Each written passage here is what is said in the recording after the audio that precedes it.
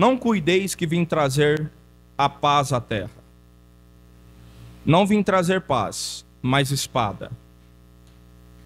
Porque eu vim pôr em dissensão o homem contra seu pai, e a filha contra sua mãe, e a nora contra sua sogra.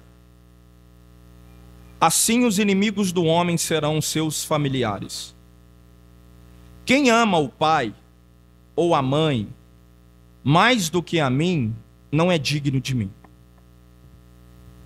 Quem ama o filho ou a filha mais do que a mim, não é digno de mim.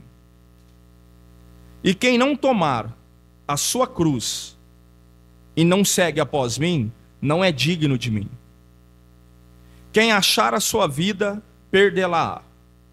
E quem perder a sua vida, por amor de mim, achá-la-á. Amém? Gostaram do texto? Amém? Segura, que hoje lá vai, viu? Eu quero pregar esse texto, eu quero pregar essa mensagem com o seguinte tema: o preço de ser cristão. Você pode repetir após mim? De novo. O preço de ser cristão.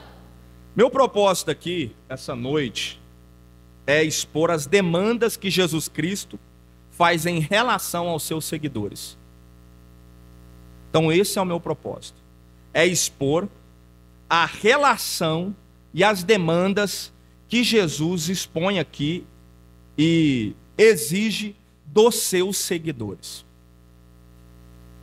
Eu acho que nem sempre nós entendemos o real significado de ser cristão e de seguir a Jesus Cristo. Preste atenção em mim, hein?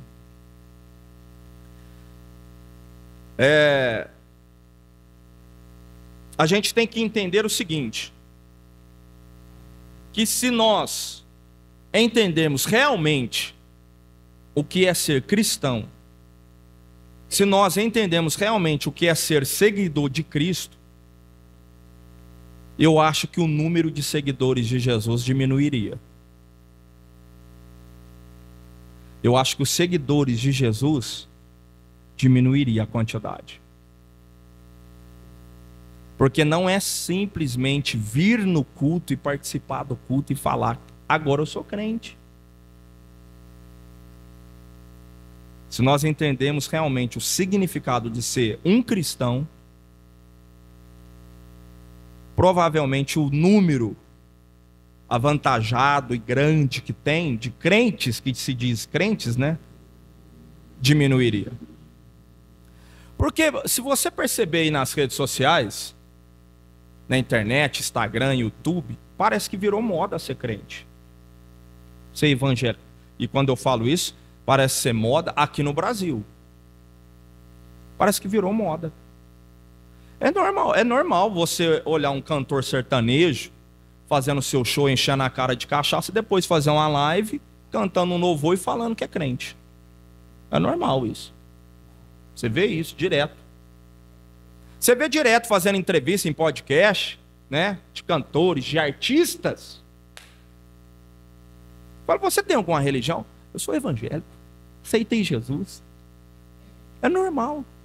Só que a vida deles é literalmente uma vida leviana, pecaminosa, sem compromisso nenhum com o cristianismo, com o evangelho, com a palavra de Deus. Então eu quero pregar essa noite o preço de ser cristão. O meu propósito aqui essa noite, com toda a sinceridade, amor e carinho que eu tenho por vocês, é fazer vocês sair daqui literalmente constrangido em ser uma pessoa melhor. Literalmente entendendo: eu preciso mudar de vida. Literalmente entendendo dentro do coração: eu preciso ser um cristão melhor. Às vezes também você ainda não entendeu, e eu estou aqui para expor essas demandas que Jesus exige dos seus seguidores. A gente tem que entender que o pecado de tal maneira nos afetou. O pecado não só afetou individualmente, mas também o pecado afetou toda a humanidade. E também não existe uma solução parcial ou leve para o problema que o pecado causou. Então não tem esse negócio, preste atenção, gente, não tem esse negócio de Deus resolver o problema que o pecado causou na humanidade de uma forma parcial, leve. Diaconisa Fernanda, não tem como Deus falar assim, o pecado devastou a humanidade, o indivíduo. Mas só que dá para mim resolver isso aqui mais ou menos. Deus não trabalha assim. E Deus tratou as causas do pecado na humanidade de acordo com a gravidade que o pecado causou. E Deus foi literalmente radical na solução. Para resolver o problema que o pecado causou, Deus teve que ser radical para resolver esse problema. E a solução de Deus foi se entregar. O próprio Cristo apresentar a solução. Eu vou ter que ser morto numa cruz pela própria criatura que eu criei. Então você vai começar a perceber que a solução que Deus teve para solucionar o problema do pecado não foi uma solução leve. Porque às vezes pode ser leve, pode ter um raso entendimento a respeito da cruz do Calvário. Só que você não tem noção do que o apóstolo Paulo cita na carta aos Filipenses, quando ele fala assim, ó, e ele, sendo Deus, não teve por usurpação ser igual a Deus. Antes, ele se esvaziou da sua glória, se esvaziou do seu poder, tomando forma de homem, e homem obediente até a morte, e morte de cruz.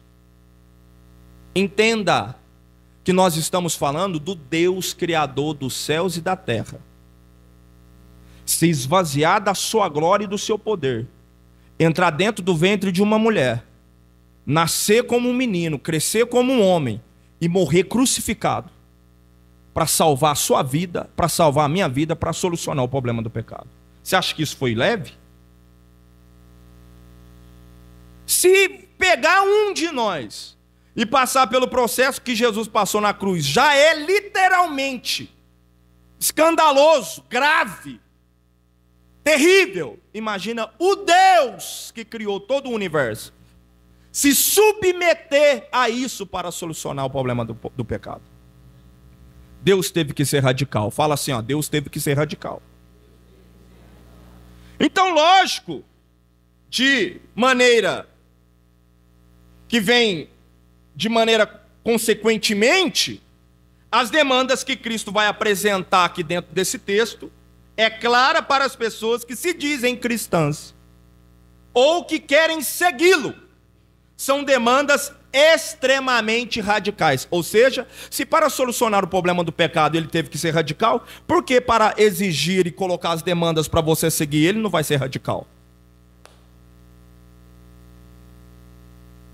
Você está achando que Jesus vai falar assim, se você quer vir após mim, venha que vai ser leve, vai ser Nutelinha, vai curtir, vamos curtir a vida.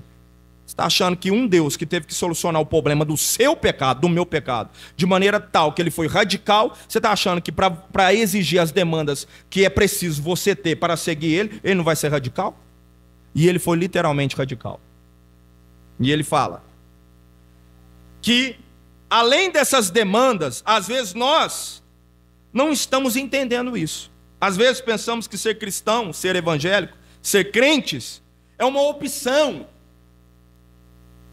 que você faz dentre várias religiões. Ou seja, tem a católica, tem a espírita, tem os mormons, tem o testemunho de Jeová, tem o budismo, tem o candomblé, tem a macumba, tem a feitiçaria, mas eu acho que eu vou ser crente mesmo, eu vou ser evangélico. Dentre várias opções que eu citei, só algumas, porque são mais de 600 milhões de religião, dentre várias, eu acho que eu vou ser evangélico.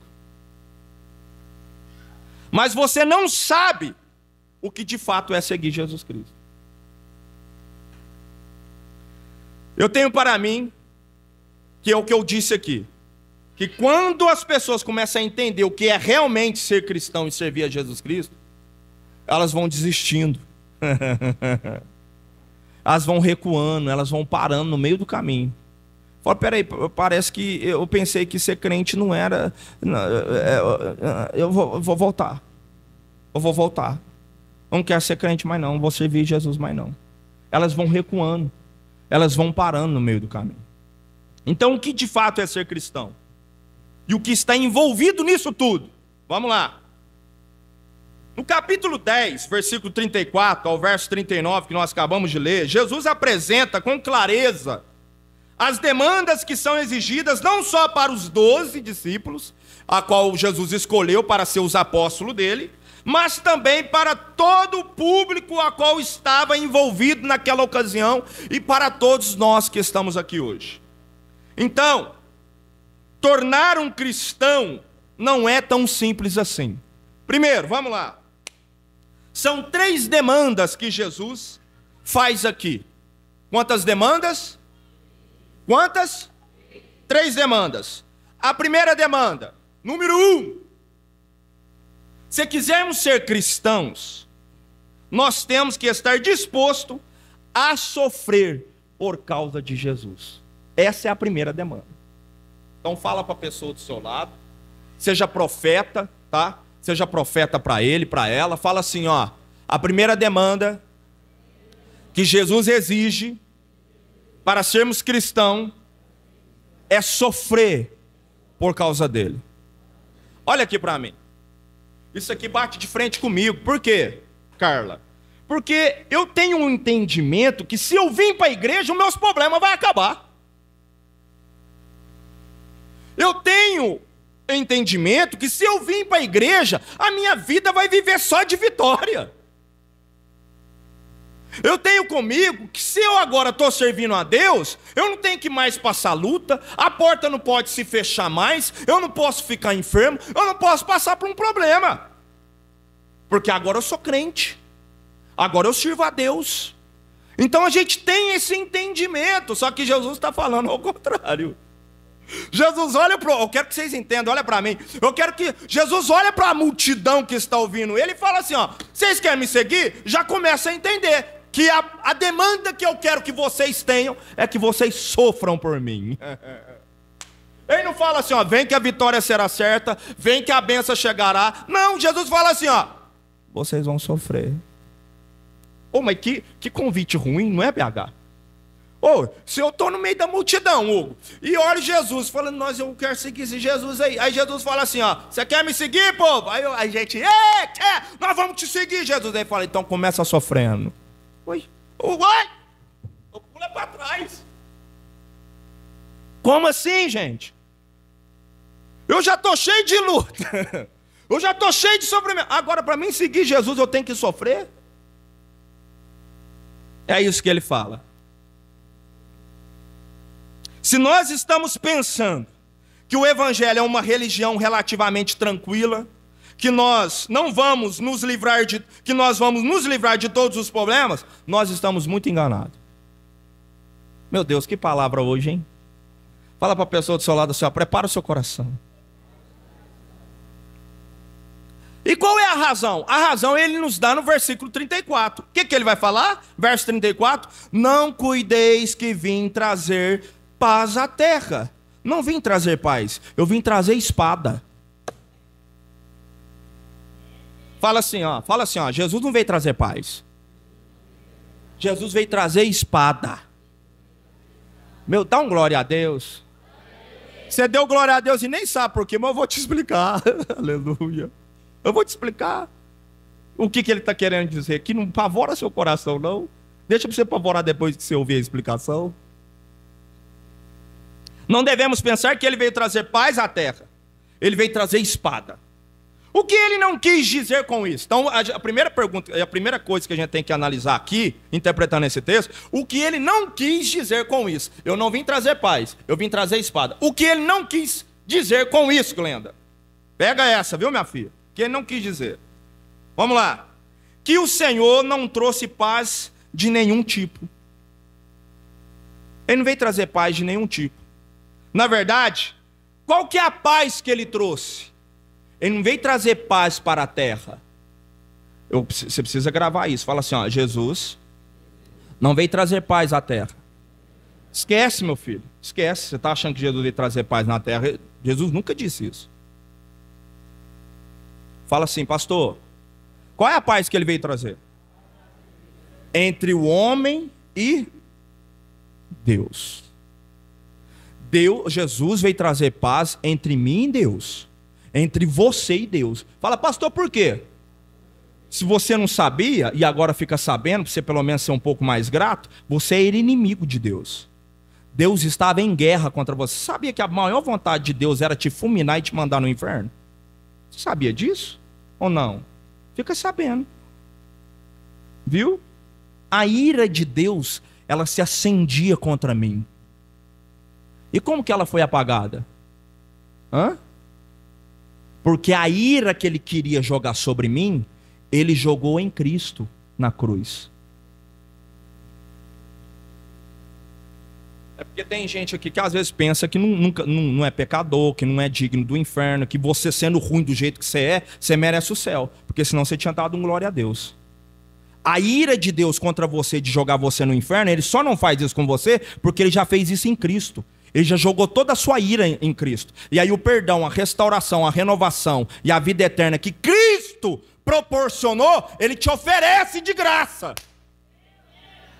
E fala, pelo menos, tem uma atitude de ter fé e acreditar no que o meu filho fez por você, sem você merecer. Porque se você acreditar, aí eu te salvo. Pelo menos você não vai pro inferno por causa disso. É simples assim. O único motivo de você não ir para o inferno é pelo menos se você crê dentro do seu coração que já é uma luta, que já não é fácil. Porque quando a gente oferece Jesus, prega o evangelho, parece que a gente está oferecendo uma esmola para os outros. Vem para a igreja, como que se Deus precisasse de você. Como que se Deus precisasse de mim. Aí eu fico mendigando, Rogério, vamos para o culto. Aí bate as botas, morre, vai para onde? Aí os demônios vêm buscar. Porque prega, fala de Jesus, fala do perdão, fala da restauração, batiza, desce as águas. O que faz? Ainda não chegou a hora. Aí morre. Morre abençoado. Aí vai para onde? Vem os demônios. Tudo te arrastar para as trevas.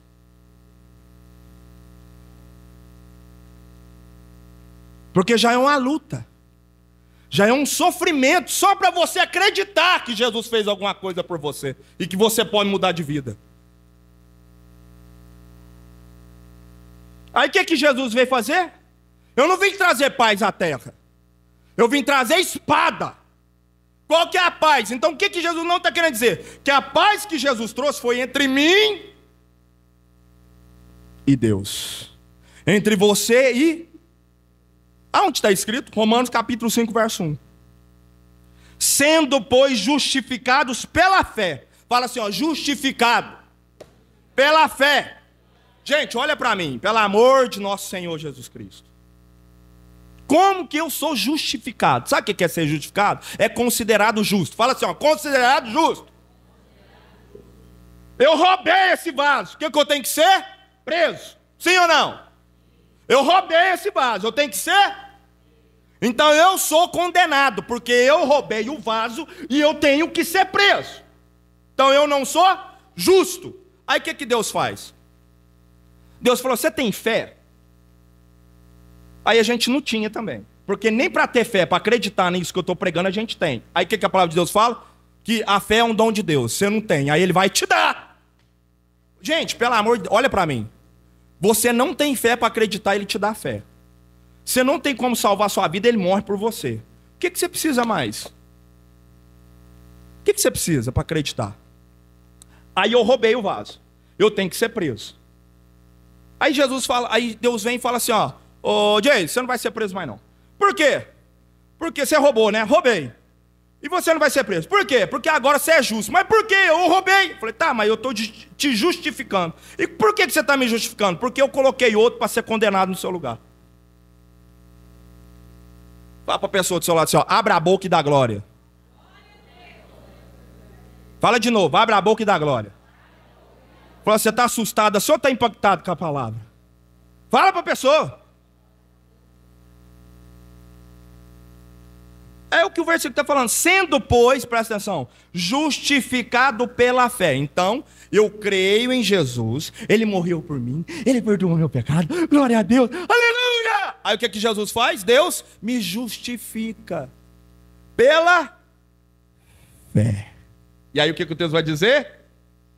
Temos paz com Deus, por nosso Senhor Jesus Cristo. Então a paz que eu tenho é com Deus. Então Jesus não veio trazer paz à terra. Jesus veio trazer paz entre o homem e Deus. Aleluia. Levanta a sua mão aí, vai. E eu profetizo em nome de Jesus que essa paz entre você e Deus venha reinar no seu coração, em nome de Jesus, porque essa paz não é a circunstância que tira, essa paz não é as lutas que tira, essa paz não é as portas fechadas que tira, essa paz não é as portas abertas que tira e nem os momentos de alegria. Essa paz, ela prevalece porque quem decreta não sou eu, quem decreta é Deus. Ele decreta essa paz entre ele e você. Oh, glória! Você pode dar glória a Deus por isso? Então o alvo de Jesus, quando ele disse que não veio trazer paz à terra, é que a sua primeira vinda não foi estabelecer um reino físico. Presta atenção. O que os judeus queriam, obreiro Vandinelli? Os judeus ali queriam que o Messias viesse e reinasse, porque o Império Romano, presta atenção, o Império Romano estava subjugando o povo de Israel, estava fazendo o povo de Israel sofrer, e eles ficavam clamando, quando o Messias vai vir para acabar com o Império Romano, nos libertar e reinar sobre nós? Jesus estava falando isso, eu não vim estabelecer um reino físico, eu não vim trazer paz para vocês que vocês estão querendo. Eu não vim trazer um reino messiânico com paz que os judeus tanto ansiavam. Não é essa paz que eu vim trazer. Ele não veio resolver todos os problemas desse mundo. Como que de fato, Jesus resolveu todos os problemas do mundo quando esteve na terra? Sim ou não? Sim ou não, irmãos? Ele resolveu todos os problemas do mundo quando estava aqui cumprindo seu ministério? Sim ou não? Porque ele não veio para fazer isso. Ele não veio estabelecer um reino físico, um reino messiânico, reinar, tirar o Império Romano e estabelecer o reinado em Israel e falar, vamos povo de Israel reinar. Não, ele não veio trazer isso. Ele vai trazer paz entre o homem e Deus. Porque o homem estava caído. Eu estava caído e você estava caído. Ele veio trazer paz entre nós e Deus. Então ele está dizendo, eu não vim instalar um reino onde todos não vão viver. Eu não vim instalar um reino onde todos vão viver em harmonia. Eu não vim trazer esse reino. Essa é a primeira coisa que temos que estabelecer e entender a respeito de Cristo. E ele disse também, eu vim trazer espada. Fala assim, ó, vim trazer espada. Então, além dele não trazer paz, ele veio trazer o quê? Espada. O que isso significa? O que ele não quis dizer com isso? Aprenda. Ele não está dizendo que veio fundar uma religião baseada na violência. Ele não quis dizer isso. Eu vim trazer espada. Aí as pessoas pensam assim, então a gente vai converter o povo tudo no revólver. Não, não é isso não, gente. Não é igual o islamismo não, viu? Que converte o povo na bomba. Os terroristas. Não, Jesus não quis dizer isso. Jesus não quis dizer que a gente, para converter alguém, para pregar o evangelho, a gente vai com uma cartucheira, com 765, fala, e aí, você vai aceitar Jesus? Não vou aceitar não. Ou você aceita, eu vou explodir você no revólver. Porque, não, tá bom, vou aceitar. Não é isso que Jesus quis dizer. Ele também não quis dizer que nós devemos usar a espada, a arma, para converter os fiéis pela força. Não é pela força. Fala assim, ó, não é pela força, mas é pelo Espírito. Então entenda uma coisa, quando alguém está vindo no culto, está aprendendo, está começando a vir no culto, não adianta querer forçar de goela abaixo não, é o Espírito Santo que vai convencendo, é o Espírito Santo que vai quebrantando, é o Espírito Santo que vai perdoando. Eu só estou aqui para falar da palavra, enquanto eu prego o Espírito Santo trabalha no seu coração, enquanto eu profetizo o Espírito Santo vai falando, e aí arrepende pecador, enquanto eu prego aí o Espírito Santo vai falando, e aí até quando você vai ficar nessa vida, porque a voz do Espírito é mais poderosa do que a minha. Então aprenda isso também, você que tem aquele parente perturbado, difícil, aquele marido, aquele sobrinho, aquele primo, aquele vô dentro da sua casa, não é com essa falação sua na cabeça dele não que ele vai converter não. Filho do capeta. Não é assim não. Deixa o Espírito Santo falar. Fala assim, ó, quando o Espírito Santo fala, é mais poderoso do que quando eu falo.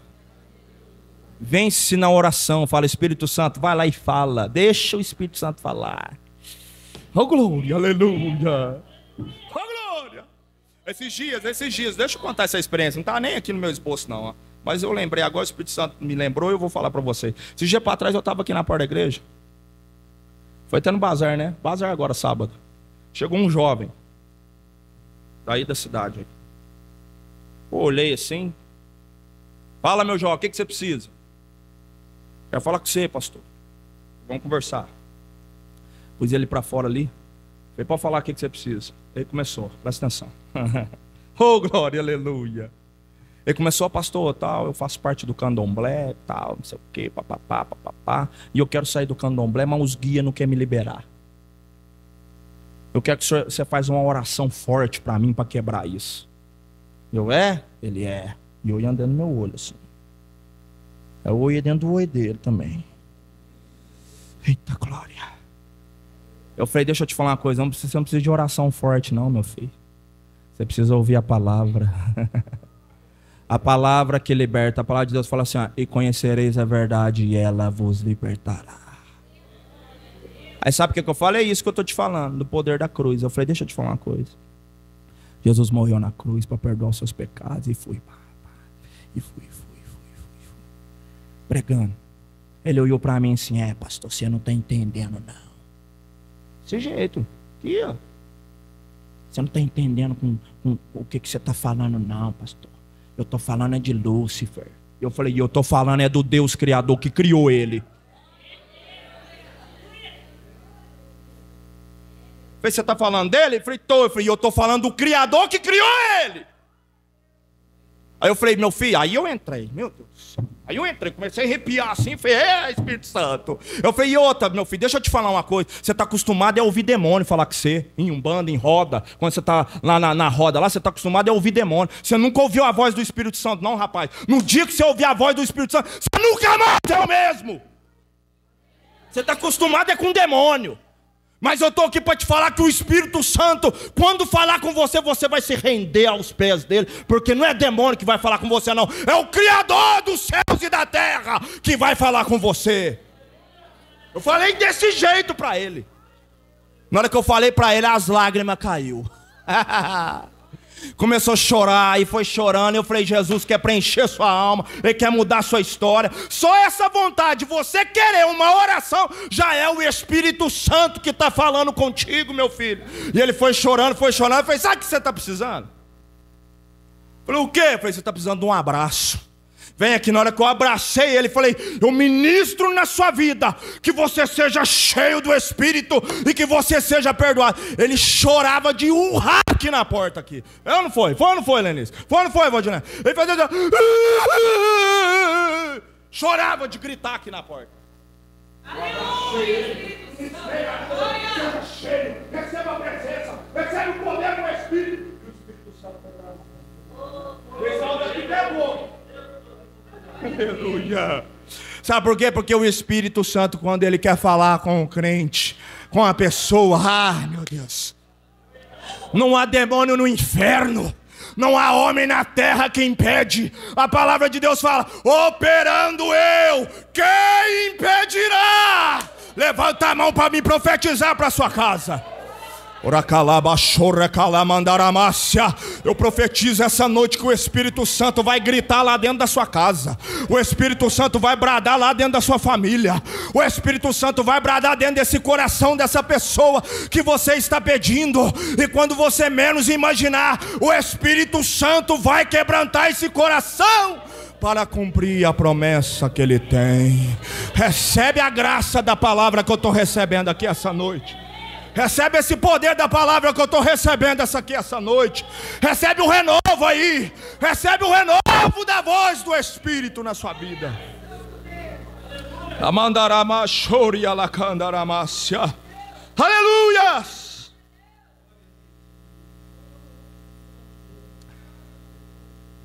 Então o que ele quis dizer, partindo para a conclusão? Tem um monte de coisa aqui, não vai dar nem tempo.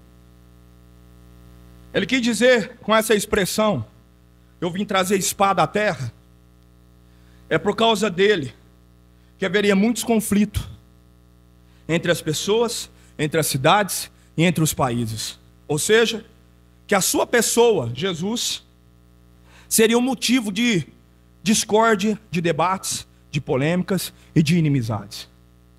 Presta atenção, o nome Jesus é motivo de discórdia, polêmica, debates e confusões. Você sabia disso? Você sabe disso. Qual é a razão disso? É a apresentação radical que ele faz de si mesmo. Olha para mim. Jesus, estou concluindo aqui. Mas só concluir. Jesus, ele se apresenta de forma radical. Agora entenda comigo. Jesus, com seus discípulos, com toda a multidão que ele está, ele fala assim, ó. Primeiro, olha como Jesus se apresenta. Ele se apresenta como Deus.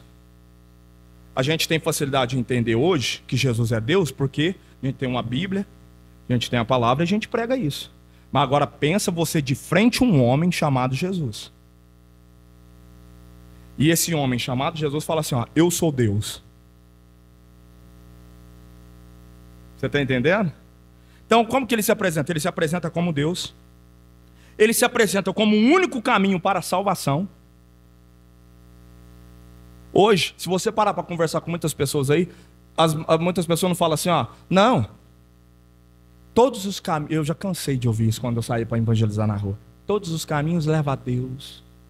Vai. Tem caminho aí que não que você, o final dele não é Deus não. Não é todos os caminhos levam a Deus não, é só um caminho. O que Jesus disse? Eu sou o caminho. Eu sou a verdade. E eu sou a vida. E ninguém vem ao Pai a não ser por mim. Jesus disse isso. Então ele se apresenta como o único caminho para a salvação. Ele se apresenta e ele diz que sem ele, todos estão perdidos. Ele expõe o pecado da humanidade, que todos estão perdidos e que sem ele ninguém poderia alcançar a salvação eterna. Aí Jesus se apresenta dessa maneira, o que vai acontecer? Vai haver disenção. Você está ficando louco. Você está ficando doido. Quem é esse Jesus? E a gente vê isso na palavra. Que os fariseus, o doutor da lei, falaram assim, você tá blasfemando, você está falando que você é o próprio Deus. Eles não acreditaram, foi motivo de discórdia, de briga, de polêmica. Então, ele é o caminho, a verdade e a vida. E por afirmar essas coisas, os seguidores de Jesus desperta. Desperta o quê? Os seguidores de Jesus desperta hostilidade, inimizade, ódio, perseguição da parte de quem não acredita. Então isso é simples, você não precisa ir longe não, só ir dentro da sua casa. Quando você fala para aquela família muito católica, aquele parente muito católico seu, fala assim, ó, deixa eu te falar uma coisa. Você está entrando para um caminho errado. Quando você entra para uma pessoa que é muito espírita, muito umbandista, muito budista, muito testemunho de Jeová e vai mormos, fala, você está entrando para o caminho errado, só Jesus pode salvar. Você não tem que orar para santo fulano, para santo bertano, para santo ciclano. Você tem que orar somente a Deus, porque Ele é o Salvador, Ele é o mediador. E Ele disse que sem Ele a gente não chega nem ao Pai. Quando você começa a entrar em detalhe, o que acontece dentro de casa? O pau quebra. Sim ou não? Eu já cansei, quando eu ia pregar para minha mãe, eu tenho minha religião. Nunca pisou numa igreja católica e falava que era católica. A minha avó morreu no espiritismo. No espiritismo, brabo, pesado. Eu ia pregar para ela, filho, eu respeito a sua, você respeita a minha. Na semana que ela ia morrer, ficou ruim, doente, ela falou assim, eu tive um sonho. Segura. Meu primo de 27 anos, tinha um primo de 27 anos, morreu. Morreu desviado também. Aceitou Jesus, estava na igreja, afastou, pôs o pau para quebrar e morreu. Morreu afastado. E aí ela pegou na semana que ela ia morrer. Não sabia, ninguém sabia. Ela pegou e falou assim para minha mãe, Li, porque a minha mãe chama Lidiane, Li, tive um sonho ruim. Mãe, o que você sonhou? Eu sonhei que eu estava deitado numa cama e estava cheio de berne, de bicheira na minha cama. E a porta do quarto abria e o Felipe, que é o meu primo que morreu, entrava no quarto e falava assim, vó, vim te buscar. Passou uma semana e ela morreu.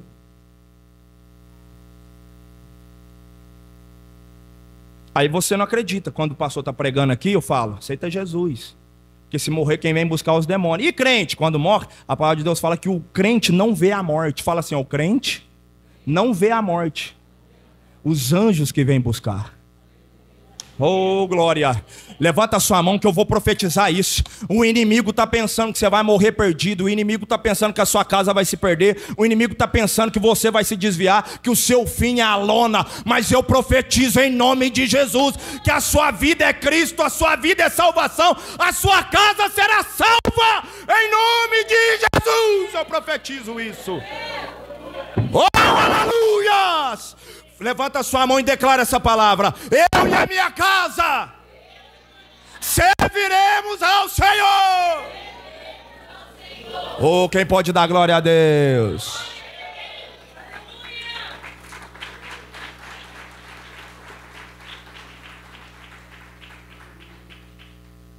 Então a espada é isso. Quando Jesus falou, vim trazer a espada, essa espada é que Jesus veio trazer.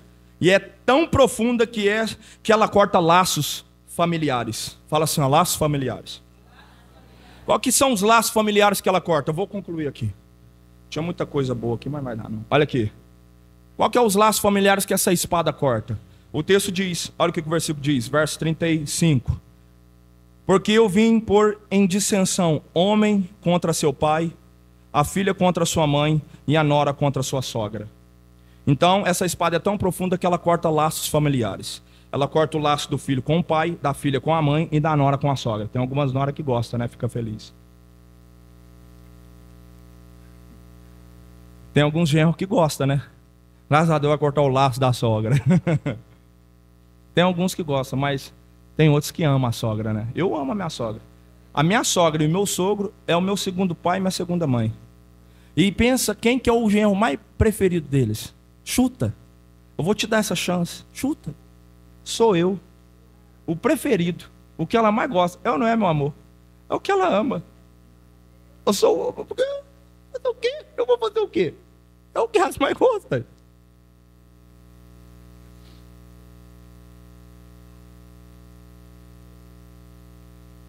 Então essa questão aqui é simples aqui para mim concluir. Não precisa nem de muita interpretação. Quando fala dessa espada que corta laços familiares, é justamente isso. É quando tem uma família que é muito rígida dentro de uma religião, ela encontra Cristo. O que acontece? Meu pai arruma luta dentro de casa. O pai, a avó, o primo. Né? Hoje mesmo eu estava conversando com um jovem aqui, antes de começar o culto, esse jovem falou, meu pai é muito católico, muito rígido, ele acha ruim de eu vir para a igreja. Por quê? Porque a espada de Cristo provoca isso. Ela coloca dissensão, né? Mas isso é o evangelho. Isso é as demandas que ele exige de nós para ser um cristão. Qual que é o tema da mensagem? O preço de ser cristão. Então essas são uma das demandas. Tem mais, mas é uma das demandas. Então, isso mexe muito com a gente. Por quê? Porque isso sempre foi uma realidade da igreja, da história, né? Ao ponto, no Império Romano, as mulheres entregavam o próprio marido, falando que tinha convertido, e eles eram presos, lançados em Roma. Sabe o Coliseu de Roma, sim ou não? Coliseu de Roma?